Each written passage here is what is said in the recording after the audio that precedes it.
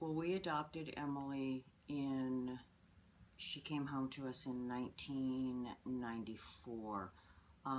She was about a year and a half. We weren't familiar with FAS at that point, but she had deformities. Sometimes children with FAS have facial deformities. Her biggest deformity was her ears, which we later fixed. Another problem is that children with FAS have very small heads. So that was our first clue that something was wrong. So we had to take her to a pediatric neurologist. Then they later did an x-ray of her head to make sure that her skull had not fused shut. Had it fused shut, then her brain would not be allowed to grow at all. This was our first indication that we were dealing with something bigger. The problems caused by fetal alcohol syndrome vary from child to child, but defects caused by fetal alcohol syndrome are not reversed. Some of the physical defects that are known with fetal alcohol syndrome are distinctive facial features, including small eyes, an exceptionally thin upper lip, a short upturned nose, and a smooth skin surface between the nose and the upper lip. They can also have deformities of joints, limbs, and fingers, a small head circumference and brain size, as well as heart defects and problems with kidneys and bones.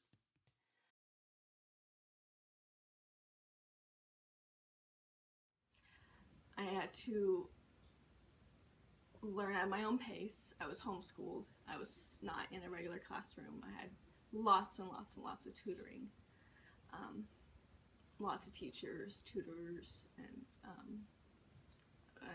so when I was homeschooled, I had a lot of tutors coming to my house and helping me with math and because I have learning disability too that comes with FAS. Um, so and I had a lot of social interactions troubles. I couldn't interact with kids my own age. I was better at interacting with adults. I don't know why. It was just really hard for me to be friends. I could never maintain friendships very well.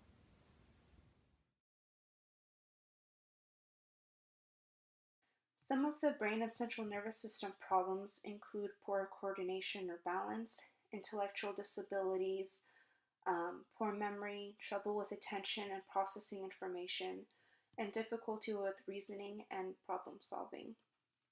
Some social and behavioral issues that will be present later on as the child develops are difficulty with interacting with others in school, trouble getting along with others, poor social skills, trouble adapting to change or switching from one task to another, poor concept of time, and trouble staying on task. Emily did not learn from her environment as most kids do. So everything was something new, and so we would have to explain the situation to her. Once we explained it, then she learned it. But if that situation varied at all, then it was a brand new situation. So she had trouble learning just from being in her environment. It impacted our whole family. I don't know what else to say, but it's a huge impact.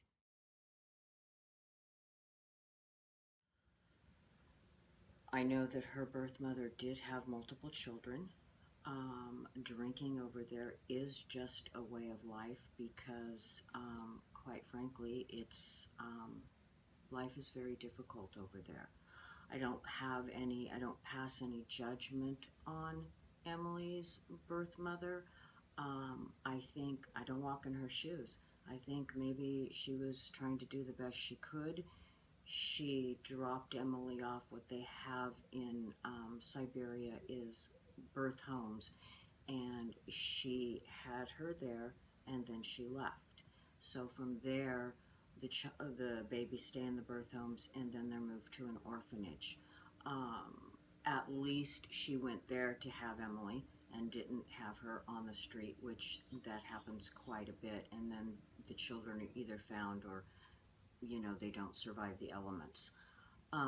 So I have a lot of compassion for her, but I'm not, again, walking in Emily's shoes. I think Emily struggles terribly with what her birth mother, as she sees it, has done to her. Because, again, there's no reversing these effects. Children born in Russia have it really difficult.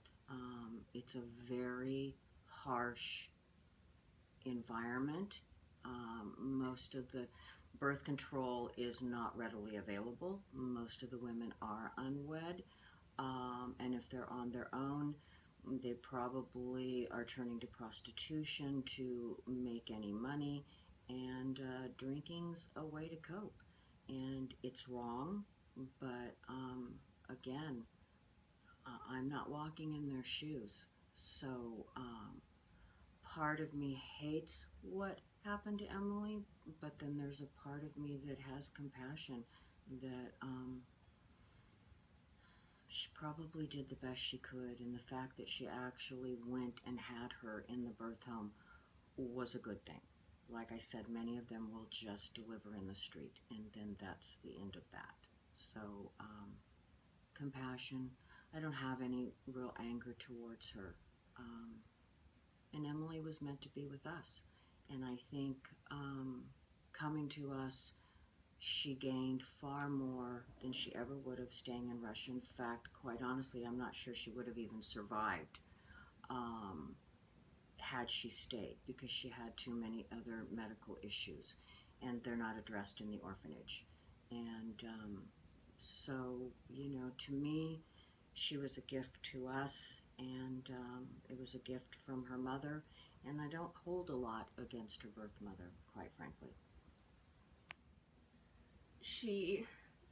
My birth mother, gave me good things. And through all this, I feel thankful that I have a creative mind. I have my music, and I'm an artist. I'm a musician. I play guitar. I have been since I was 15. So I can't all be hating on her, but I dislike her. But hate, I don't think I can be angry, but I cannot hate her. I don't get to hate her. She did make the good choice of giving me up for adoption, and I have a wonderful family, the Falcones. But overall, there's going to be a part of me that's really upset. But it's a constant reminder to keep going and to be positive. And every time I go into challenges, just keep going and persevere.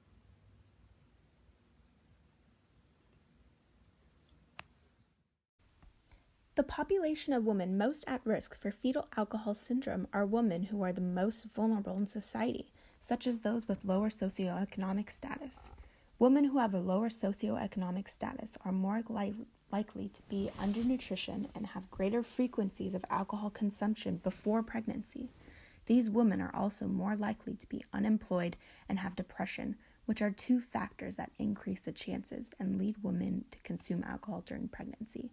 Because of their low socioeconomic status, many of these women have no access to contraceptives, which is another factor that increases fetal alcohol syndrome, because these women are more likely to engage in the risky behaviors that women who plan for it would normally discontinue.